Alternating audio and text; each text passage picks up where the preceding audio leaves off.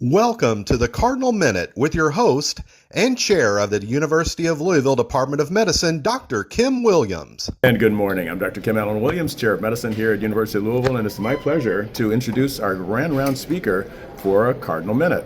Our speaker is Dr. Matthias Kretzler. He is an MD, Ph.D. and professor of internal medicine and research at University of Michigan Medical School. He is the Warner-Lambert Parke-Davis Professor of Medicine and Director of the Kidney Translational Medical Medicine Center. And he spoke this morning a very inspiring lecture on closing the innovation loop in 2026. Mechanistic kidney biopsy trials define where our kidney drugs work and where they do not.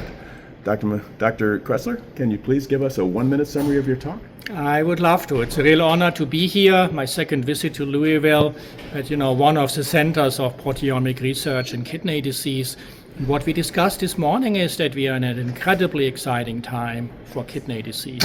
This silent killer finally finds its match in the different treatment strategies which we have been developing out of global research network where define kidney disease in mechanistic terms, using kidney tissue and the multitude of molecular profiling, advanced bioinformatic tools and data sharing to build a global research community attacking that disease now from many angles.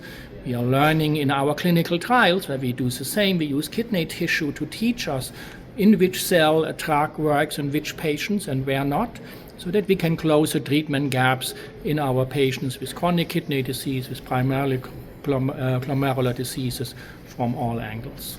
Well, this is really inspiring. This is our inaugural Elias Klein lecture, honoring University of Louisville faculty member who helped develop dialysis, and hopefully you will be able to lay that entire technology to rest by prevention. Thank you so much. A real honor to be here. Appreciate it. This has been a Cardinal Minute.